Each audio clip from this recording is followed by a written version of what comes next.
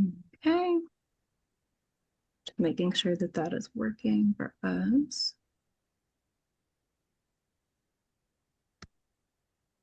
Okay, should be good to go. All right. Well, welcome and good evening, everybody. Thank you for being here with us tonight. It is the second in our series of SIU Press author Zoom panels celebrating the press's 70th anniversary this year. And our panel tonight is Writing Criminology. And we are honored to have two of our extremely talented authors here with us.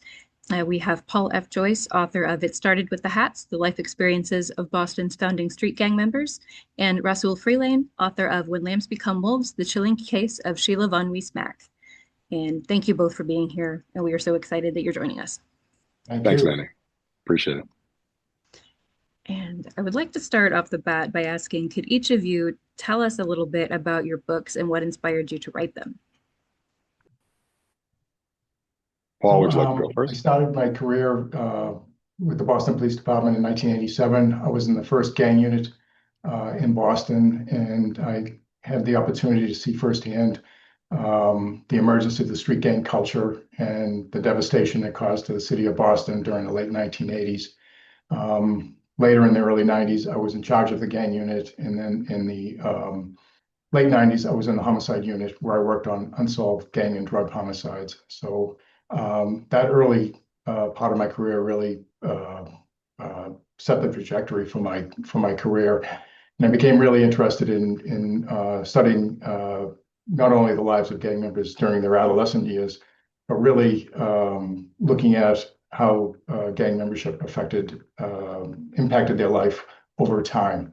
And this was the gap in the literature on street gangs, is that it was studied it was focused on the adolescent years, and little was known about what happens to gang members after the gang life. So that became my focus, and I had 30 Black and Latino men who witnessed and led the emergence of the street gang culture in the late 1980s sit with me and tell me their life stories. And it was proved to be a really interesting project.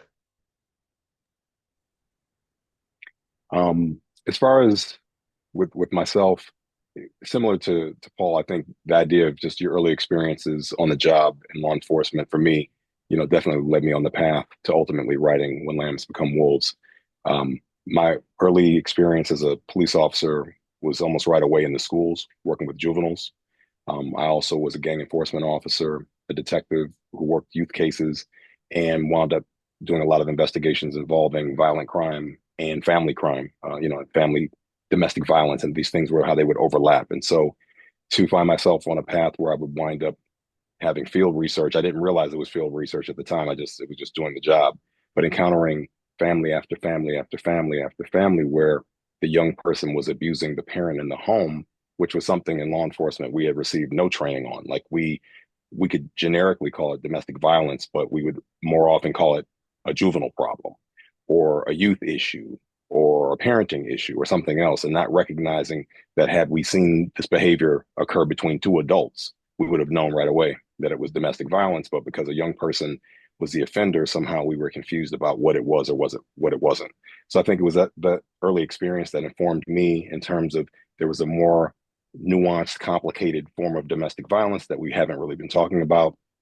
And that led me on the path to realizing, like zooming out and realizing these individual experiences I had with all these dozens of families were part of a collective problem. And so that problem, there's no better case that I had ever worked on as far as that was more dramatic and terrible, as far as to illustrate the impact of this violence than the Sheila von Wiesmack case. And so that's what led me early on, to planted the seeds for me to ultimately write When Lambs Become Wolves.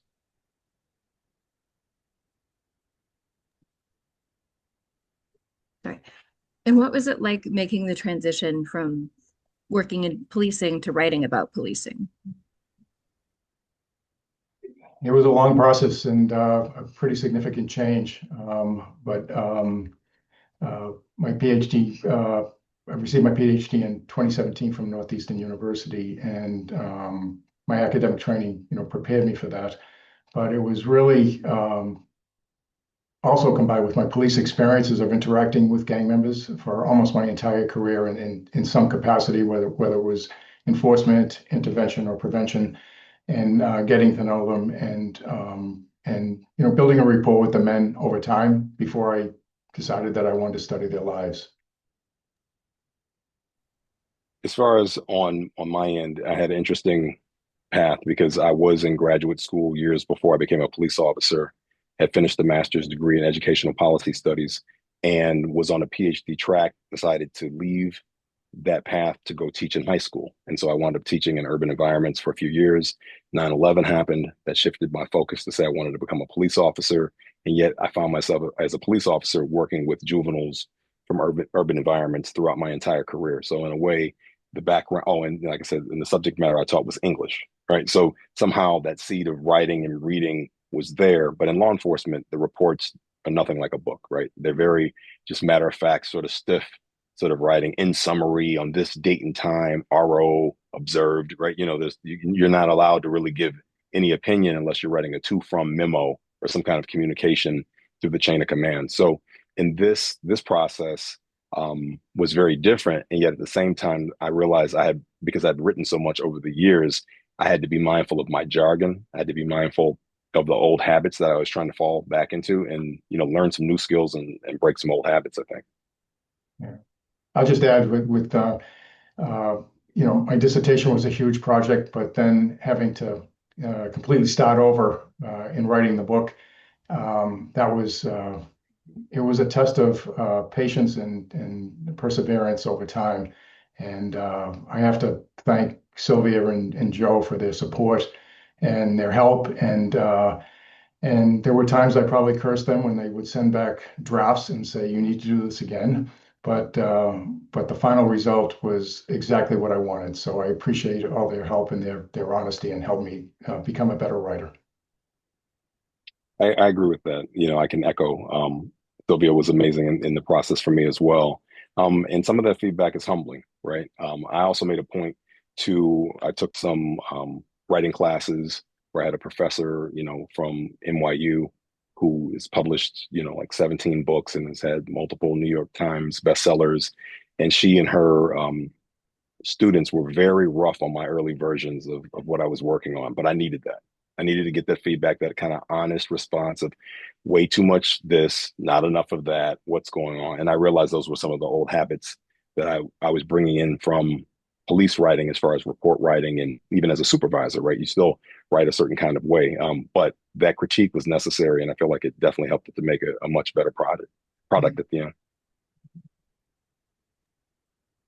And Sylvia is here in the audience. Just want to say hi. And thanks for being here as well and for working with these two on their amazing books.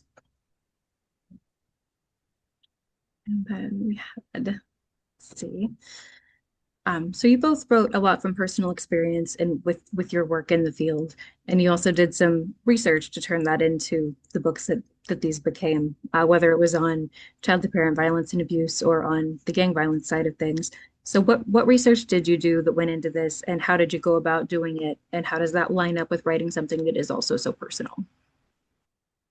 Well, I think being a practitioner was incredibly helpful for me because I had shared the same experiences as a lot of the men, especially in the late 1980s when gangs emerged and Boston went through its most violent time period. In 1988, we had 95 homicides. In 1989, 100 homicides. In 1990, 152 homicides, the most ever. And experiencing that as a frontline gang officer and just looking at what crack cocaine and street gangs and easy access to firearms did to the city of Boston was like I said, devastating. But it also, I learned a lot from the police response, which really was a suppression response. We were caught off guard, like many cities across the country. This was an unexpected phenomenon that happened, and we were always behind. So we're always playing catch up. And we lost the trust of the community. So it was really interesting to see what was happening in the neighborhoods of Boston, to see the police response. And that really helped me to form some ideas about how to maybe do some things differently when I became involved in a leadership position. So that research and then working on reentry initiatives and families involved in intergenerational crime. All of these things kind of combined over my career to really help prepare me for the project. I think that for myself, and I mentioned before, as Paul's kind of saying, sometimes you find yourself, most police officers don't plan on writing a book, right? That's the last thing that we're thinking about. But if there is a topic that later on you decide to write about, you can look back and say, what happened in your career to sort of plant the seed, for that field research. And when I zoomed out a little bit, I realized that there were, as I mentioned, dozens of families that I'd worked with that had experienced this problem. But in addition, one thing I really appreciate about working with Southern Illinois University Press is that it caused me, because I had other opportunities I could pursue as far as getting this book published, that would have just been like just telling a story. And this was a story, this tragedy with this family had been covered pretty salaciously in the media, pretty lopsided focus on the Bonnie and Clyde killers of Tommy Schaefer and Heather Mack, and not much about the victim. But once I realized I did want to tell a story, because that was a dilemma too. Is this sort of a sociological approach? Is this a story? What am I doing with this? Because there are both elements. But once I focused on the story, I realized that the research, as far as FOIAs, as far as, exactly, enough chronicling exactly when this happened, that I could prove that even though it reads, because the story, when you read it, it sort of reads almost like a fictional story, or just like a police story that could be fictionalized, but it's true. So part of the research was to make sure I could say exactly what date this happened, what time this happened. It would help me with my own recall, right? Like I remember the experience, but I'd have to look at the report and say, okay, this is what was happening in the background. Or I could look at that report, FOIA other reports, and realize that that incident had happened in the context of other incidents that had occurred within the same 2-week period. So for me, a lot of the research was very FOIA heavy, as far as pulling police reports, reviewing them. And even though many of them were redacted, I remembered exactly what was happening. I just needed a little bit of refreshing, to fill in some of the details. So that was a big part of it. In addition, because of this topic of child to parent violence and abuse was, at the time, I didn't realize what I was looking at. It required that I understood the research, that I read dozens of studies that show that this is not just some odd phenomenon that happened in my community as a fluke, that this is actually an international problem. So that research, connecting with professionals in Europe and other places that kind of shared their experience with me and kind of encouraged me early on to say, hey, you're going to do something with this book that we haven't been able to do yet in this field, which is sort of put a voice and a face to the problem and tell a story, because it involves a juvenile. And so normally you can't talk about what happens with the juvenile. That stuff is sealed in juvenile court records, or it's so redacted you can never get a hold of it. But because the killer made herself a public figure, the US government then later introduced so many things that she had said publicly. And so after a while, it became a matter of public record. So the police records, as well as the studying the professionals in this field, was key to being able to even write this book. I'll add that I really wanted the book to be an academic book, as well as sharing men's life stories. So the focus was creating an academic book that would really fit into the classroom. But also, what was most important to me was that I captured the experiences of these 30 men through their words, not my words, not community activists, not academics, but their words. And I think that's what really gave it a strong sense of credibility. And when I approached the men, my dissertation committee told me I had a great idea to study, but they didn't think I would be able to get a sample. And I said, you might be right, but I want to explore it. And when I approached some of the men, they simply said, I want to tell you a story. It's never been told. And it didn't take much more than that. And they said to me, Joyce, you treated me fair, so I'm going to sit with you. And that's a big compliment for a police officer, when he treats people fair, and especially the criminal element who they deal with. So it didn't take much, and they told their stories. And I think what also helped me was that they knew me from the neighborhoods. So this idea of exaggeration and things like that, they kind of knew that I knew. So we were able to get right to the basis of their stories. And I was surprised and really happy that they shared with me experiences that I never thought that they would share with me. So I felt like I was able to build a rapport with them and get them comfortable and tell their stories. Thank you. Was there anything that you learned in dealing with all of these real people and getting their life stories, and whether it was working with the people that had been part of the gangs or working with, say, Sheila's friends and family and getting information about the case, that you hesitated to include, and what helped you decide what to include in terms of what happened to these people and which personal information was important and what you wanted to get out there? For me, definitely. There was quite a bit that wound up in the book that I did not plan on originally including in the book. And I think part of what changed was the interviews. When I would interview, for example, um, one of the things that I kind of weighed was whether or not I was going to make public the fact that Sheila had alleged that her husband, a very famous musician, James L. Mack, had physically abused her for years. That was something that I wasn't necessarily prepared to make public originally, even though I believed her. I had no doubt that that was what she was saying was true. But she was the only person that had ever said that to me originally. So of course that was something that I didn't even know if I could verify, let alone he was not alive anymore to defend himself. But during the interviews, it was a theme that just repeated itself again and again and again. And in fact, through Heather Max, when she was approaching sentencing, the pre-sentencing process, they interviewed her extensively, and that was something that she disclosed. And when I interviewed teachers that knew her in high school, that said, she shared with staff that she had observed her father beat her mother repeatedly. And then here she is right before sentencing, where the pre-sentencing staff is saying she has disclosed in her interview that she watched her father throw her mother down a flight of stairs, um, beat her repeatedly, so on and so forth. And plus, a lot of people in between, like family, friends, especially friends, that talked about seeing the signs of this, neighbors seeing the signs of this. I felt like it was something that I couldn't ignore, in particular, because the research shows that there's a strong correlation between children who grow up witnessing intimate partner violence and children who go on to engage in child to parent violence and abuse. So some of that was getting enough verification of the allegation to then say there is a scientific and a almost a public service purpose of including this in the story, not just to say, oh wow, her life was so bad, even her husband beat her, but to say no, the factors that may have shaped Heather Mack included being exposed to repeated acts of domestic violence.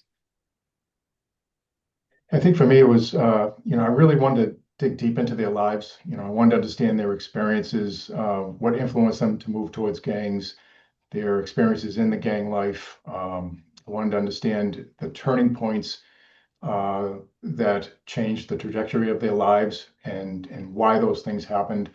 And I wanted to understand the long-term impact of gang membership on their lives. So, you know, I had this opportunity to sit with them, and I didn't want to lose this opportunity to not really explore their lives from childhood through adulthood.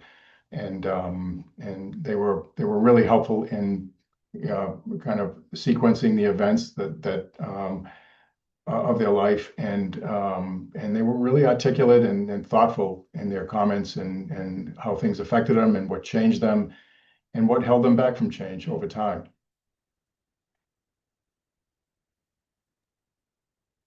Great, thank you. Was there a part of the writing process that was more challenging than others, or that you didn't expect to be as difficult as it was? You know, I told this story to Sylvia when we were in New York at one of the like early events for the book release, and my wife and I and she and her husband were having this conversation about just the process of completing the book, right? Because when I submitted, the at the time that the submission was accepted, I think I had about 40% of the book written. And so I sort of described for her my process of finishing like the last 60% of the book or so, give or take, in about 5 weeks. It was the craziest 5 weeks of my life. I locked, with my wife's permission, I locked myself in the basement for about 18 hours a day. And literally, like my kids had a name for it. They called it the submarine. Oh, he's going down to the submarine again. And so I wasn't necessarily prepared for that, but it was something that I wanted. I felt like there was a window of opportunity to go ahead and see it through, but I also didn't want to just finish it to finish it. So it was like part of that 18 hours would be like to write a section and leave that section right to another section so I had fresh eyes when I would return to it. So it was something unexpected. I didn't expect to have like or choose for myself to have such an intense period of writing. That's one of the things that really stood out about the process. But in the end, I felt, it's funny. I wound up writing too long. Like at the end, they wound up being 100,000 words total, and it was like Sylvia was like, "This is great," and this is way too long. So then there became the editing process. But that's a good problem for me. That's a good problem to have too much material to trim down versus trying to, turn water into soup. But it was something that was new for me. I didn't expect it. For me, it was the entire process. It was a grind from day one through the end. And like I said, when I would get back the reviews and comments, it really helped me to become a better writer. And I think one of the final steps, I had to submit it to a national gang expert for his review, and he came back, complimentary with the word "but." And so after I cried for a little while, I went for a run and I came home and I started, like Rasul, started grinding, locked myself in the room. And the advice I got couldn't have been any better. He brought things to light that I didn't necessarily want to do, but that he said I needed to do to make this a really comprehensive study of membership as well as my policing career. But it was a very tough process, but incredibly satisfying at the end. I have a question from one of our interns that I would like to add a little bit to as well, which was that if you were hypothetically to go back into the force, how would your mindset or how would your work change after having written these books and what with the processes you've gone through and what you've learned from them? And I would add, or what would you want your colleagues that are still, working in law enforcement to learn and to take from these into their work? I think from my perspective, I gained an entirely, new appreciation for just how difficult it is for these victims in the subject matter that I'm writing about that are trying to somehow not give up on their children, you know. And also, I think the more that I researched this, the more I started to understand. So part of that is to make sure that people are more that we stop blaming parents when their children are behaving, like especially let's say they're doing carjackings and all this wild kind of behavior. It's very easy to blame a parent, and I've definitely been among those that would say, parents need to do their part, right? I'm a parent. I feel like I work hard. I feel like other parents should work hard. But that becomes so simplistic if you don't understand the dynamics that may be happening at home. There are multiple cases that I found in both when I was working and even in retirement researching the book, where some of these individuals that were committing this violence in the street, they were also abusing their parents at home. So then now we've got a different layer to that, right? So some of it would be stop blaming the parents, and I would make sure that I didn't blame the parents as much. I would make sure, share that with my colleagues, and I also think that I would be even more. I consider myself a vocal person that I'm comfortable, approaching a supervisor, whoever it is, and voicing my concern. But I feel like I would have even gone, even farther as far as like helping, like almost like ringing the alarm to say, hey, this thing that we think is bad parenting is actually this thing that could impact public safety. I mean, when I started looking at mass casualty incidents, right, like school shootings, like Uvalde and Sandy Hook and these other cases, Highland Park shooting, on the Fourth of July shooting, and these other cases that we don't necessarily associate with child to parent violence and abuse or that kind of family violence. When you go back, there's evidence of a correlation in all three of those cases and many, many more. Um, the mosque shooting that was in San Diego back, in June, or end of May, there was evidence that one of the two shooters, the parents saw all the signs, right? All the symptoms, and yet wouldn't cooperate with law enforcement. And so, and they seemed to the point where almost they were like scared of their own child to intervene. Definitely the other mother of, and these were both teenage shooters, said that she didn't know how to stop her son from stealing her guns or taking her car and then going to commit a mass shooting and then killing himself. So it just really shows that this is a complicated subject matter. And I would really work hard to help law enforcement realize that this is an actual thing, because otherwise, if we just think it's something simple like, oh, parents are being lazy or they just don't care or whatever, it almost lets ourselves off the hook as a profession. Like, well, what can I do if I'm dealing with a lazy parent? Instead of saying, you know what, there's something happening here, because we don't blame, we've learned to no longer blame spouses when they're being abused by their spouse. I would work harder to help officers understand to stop blaming parents when their children are being abusive. So I was a police officer for 31 years. I love being a police officer. It's everything I wanted to do in life, and I had every experience, both good and bad, that you could have. It was a career, like I said, a career that I loved, but I do not miss it. And there's life after policing. And but if I had to go back, I feel like I looked at policing from a pretty comprehensive perspective. I understood the importance of enforcement and that some people in the community need to be removed for the safety of all. But I also understood the importance of intervention, for example, reentry programs, and intervention programs with youth who are going to be tempted to move into the gang life. So all of those things help me to understand that the key question is that people can change. For some, it takes a longer period of time, but the majority of men I studied have transformed their lives into a more conventional lifestyle. They're raising their families, they're living in the community, so they don't go away. And I think policing will usually view situations on more immediate and crisis-driven type of situation. But I think we need to make some room for thinking long-term of what happens to people that we interact with. Yeah, thank you both. Are either of you planning to write any more on the subjects or on in criminology in general?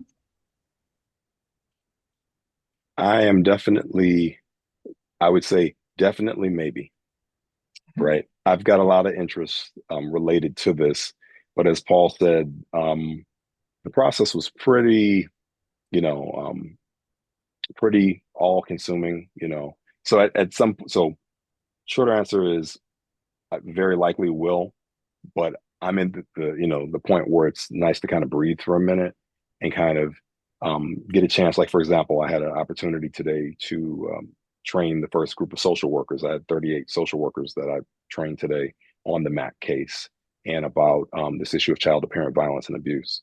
And so, and the response was really, there was a survey afterwards that they filled out, and the responses were really strong, and the feedback that they gave as far as things they'd like to see in future trainings or ways to make it better, was very encouraging and specific. So I'll take that to heart as well. And so I think part of it is, if there's a message that's in the book, I'm at the stage where I'm trying to help start to spread that message and help others learn from it. So it's a little bit hard to kind of say, all right, well, what does part two look like?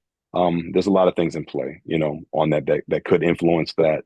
But right now, I think I'm kind of just like, I've got my oxygen mask, and I'm going, I'm taking a moment to catch my breath, and as I look forward.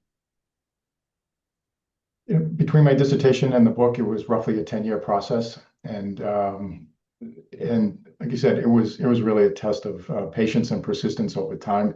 And I've got some thoughts about maybe one or two topics I'd like to write on, but I'm not sure I'm at definitely maybe yet. I might be a little bit below that. We'll see what happens.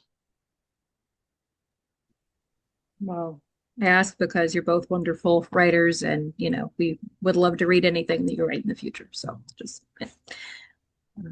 and Thank you, Manny.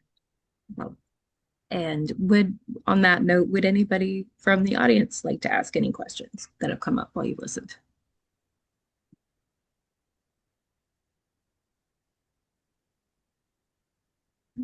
And if you are muted and can't get unmuted, also let me know in the chat, because sometimes that happens.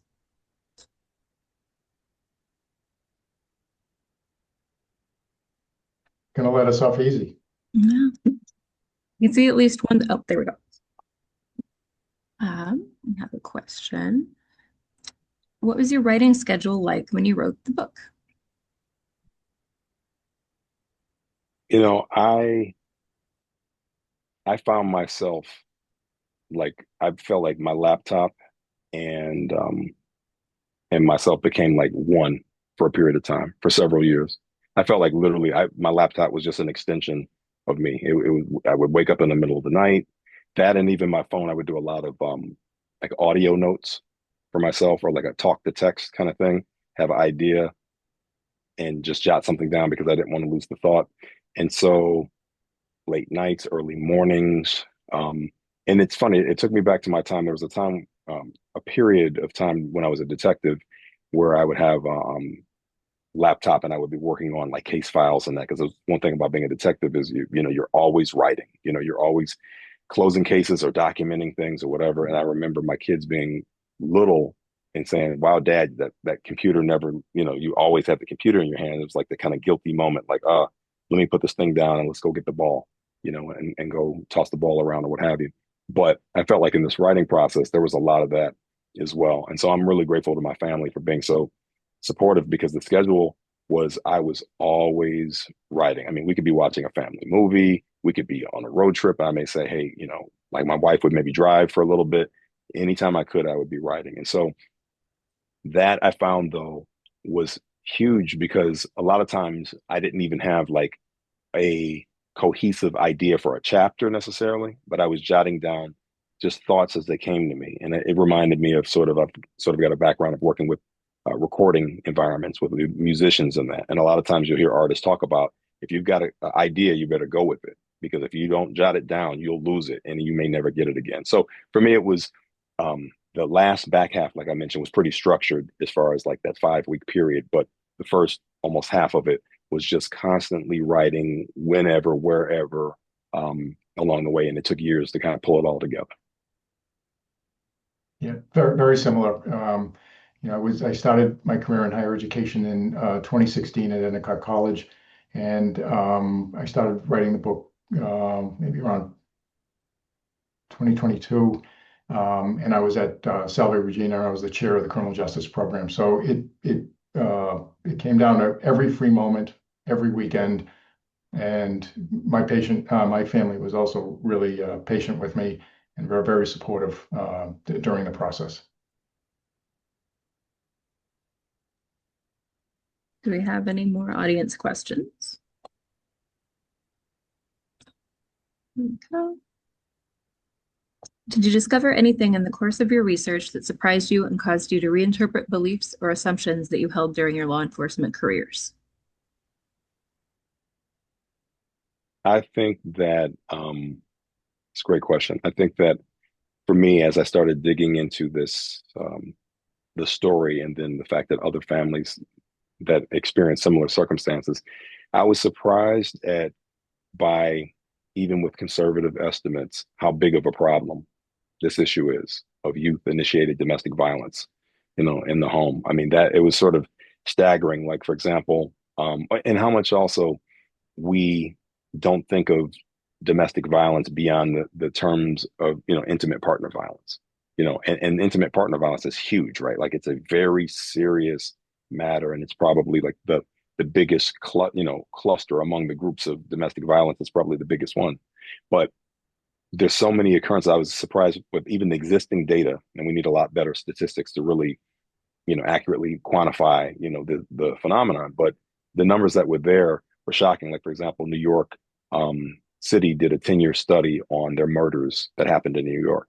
And almost 50% of those murders that happened in a 10-year period of domestic violence related murders, we're talking about, almost half of them were not intimate partner violence. They were other family members killing each other, including grandparents and children and uncles and siblings and what have you. And so it was just an example of like, if I ask you about domestic violence, the assumption is pretty much like you go to intimate partner violence, and then maybe some child abuse and some elder abuse sprinkled in there. But you realize that family violence takes all forms, and it's not just an intimate relationship. I think the most surprising thing for me was how much the men opened up about their lives, and really became very, very vulnerable in discussing trauma, prison experiences, the downside of gang membership, the lack of loyalty. They were, I became very surprised at sometimes at the depth of what they would share with me. It also was really satisfying that they trusted me enough to share those things. But I think it really humanized them, and I think it gave the book a completely different perspective from what people might expect. And like I said, this was about change. It was about struggle and redemption. So I appreciate very much like the level of information that they shared with me. Awesome. Thank you both on that one. We have one more. In regard to the topic of child-to-parent violence and abuse, how well known is the term in the field of criminology, and how could we spread awareness as readers? That is a great question because I'm going to just say it, there's a degree of tribalism, I think, in the space of probably all fields, but within the domestic violence realm, and even within the child-to-parent violence and abuse realm, there's multiple terms that people have decided that they want to use. So, for example, there's child to parent violence, there's adolescent to parent violence, child to parent violence and abuse, adolescent to parent violence and abuse, parent abuse. I mean, that would had to be probably the I don't want to criticize, but it was the least clear term. Like, this is what it was actually called originally, was parent abuse. Well, imagine how confusing that would be when you're trying to research this and study it. So I think that have explained this before to a few people about the conversation. Chat GPT has finally fixed this, but there was a period of time where a couple of years back, I felt like I almost broke the early version of chat when I asked about child to parent violence and abuse, because it kept giving me back, yes, children need to be protected from their parents. Parents abuse their children. Children require protection. I was like, yeah, no, the problem of children who are abusing their parents. And so they might reference like one article or one research study, but it kept going back to the idea of children being the victim and witness, and which they typically are. So I just think for me, it's been this idea that it could be, the opposite could be true, and people trying to learn that. And so I think within the criminology space, I've read multiple researchers that use different terms. And so that's one of our challenges, is that at some point in time, if we had 5 different names for murder, and of course we could talk about what kind of homicide, involuntary and premeditated, what degree. But I mean, if we were calling homicide by 5 different names, it would be very difficult to get enough data, or at least to get the most accurate data on what we're talking about. And like with Paul, with his research, right? If we talk about like what's a gang crime, how do we classify that? What is that? What is it? Does it mean you have to be a certain age? Do you have to do a certain level of crime? Do you have to announce your set when you kill them? Do you have, is there a degree of premeditation? Or if 2 gang members kill each other, is that a gang crime, or is that just a crime? Right? What if they're related to each other? Is it a domestic, or is it a gang crime? So there's some things that have to get sorted out in the literature, but in the field where I'm focused on with the child to parent violence and abuse, that is one of the challenges. So I've kind of connected with a few researchers from other places across the globe, and kind of joined them in planting the flag of child to parent violence and abuse. At least because we don't really have a lot of language here in this professional, in the law enforcement space. And so that's going to be the language that I try to defend. But if somebody says, hey, would you like to talk to me about adolescent initiated domestic abuse? Sure, I'll talk about it, because I know we're talking about the same thing. So that's one of the challenges in the field, is just that we use so many different terms for what's essentially the same problem. Yeah, applying that to gangs, I think the importance of adopting a life course perspective in the study of gangs, and moving well beyond adolescence, will give us a much gives us a much better understanding of how people can change. What are the turning points that can really impact them over time? And with the men that I studied, they needed multiple turning points in their lives, from adult mentorship to education to marriage but it was work that became the most important change process for them, legitimate work that helped them change. But it's this idea, can a group of serious and violent gang members change their lives? The answer is yes. And we have to recognize that. But we need to understand that people change, and none of us would want to be stereotyped by one point in our lives. Those are great points. Thank you both.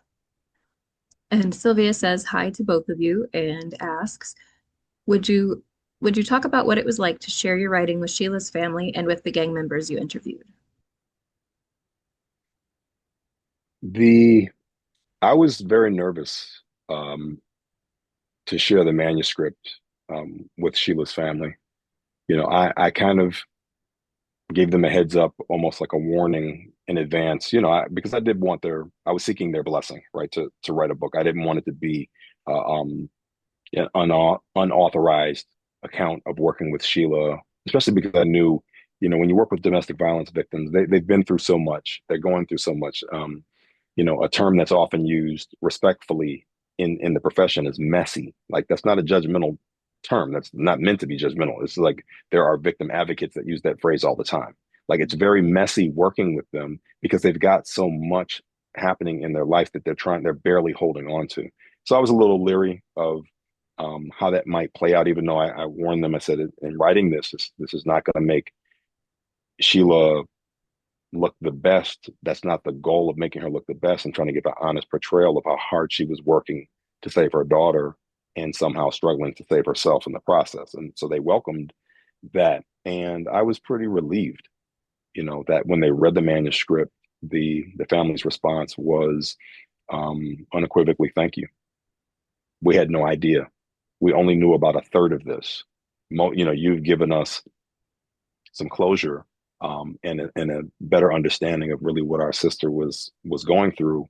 And because now my writing, so now I write, like, op-eds and other pieces on the topic, and in different interviews that I do, not just for the book, but also for the phenomenon of child-to-parent violence and abuse. Their response has been very, supportive. They're not like my biggest supporters, and so to me, that's very gratifying. But I was pretty nervous early on because I just knew it was going to be rough, and it is rough. But I think they received it as it was intended, and for me, that was pretty humbling, and I was grateful. For me, I wanted to. It was really important that I got their stories right, and so when I finished the final draft, I took it to three of the men for them to read and review, and they all signed off on it. They all said, you captured our experiences just as the way we went through them. And so, like I said, that was really satisfying. It was really important to me that I got it right, because they all, uh, in sharing their stories, they all went on tape. And from a police officer's perspective, to have a former gang member go on tape and talk is somewhat unheard of. And it resulted in 1,300 pages of transcripts. So I had lots to work with, but it was really important to me that I captured their experiences in an accurate manner.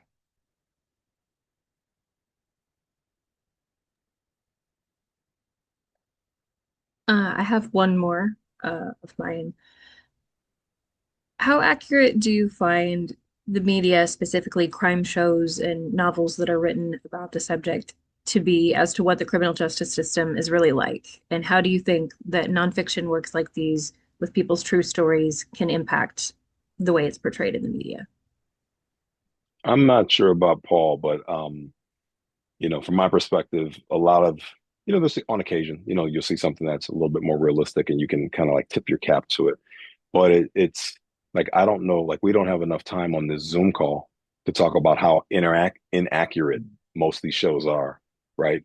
From at what point would somebody be read Miranda to the where would somebody's finger really be near the trigger, to, where's the person's backup on that call, to this is not how police gain the trust of someone, right? This is not how police talk to victims, or witnesses. So I feel like it's very Hollywood, right? The things that you, even the things that you read as far as, fictional stories, and they can be very entertaining, and that's fine. I mean, I love um, a good fictional police story, action, because I'm an action junkie, so I like action, movies and that. But that doesn't mean that they're accurate. And so I think the role of nonfiction, which is, for myself, for example, for my book, one thing that I appreciate is the feedback that I've gotten, and I'm grateful for, is the feedback where people say this reads like it's fiction in terms of like the pace that it moves at, and the descriptions, yet you've got 300 and some footnotes in this book that cites like every single thing that you're talking about. So if there's anything that's happening I had a question about, you've got a footnote next to it, and then or an end note, and at the end, they can look it up, wherever I say this happened at this date and time, or this person said this, or whatever it might be. So I think it kind of helps to show that you can have a compelling story and still be accurate in terms of how things actually go on a call. So that was sort of one of my goals, was like, let me describe this in the way that it really happened. And some of it might be surprising, but I think fiction is sometimes left best as fiction, entertainment. And so I try to, do something that was much more accurate, of course. I agree, and be honest, I don't watch many police shows. I've had enough of that, but I think it's really important to understand from a policing perspective that your ability to interact with people is your strongest skill.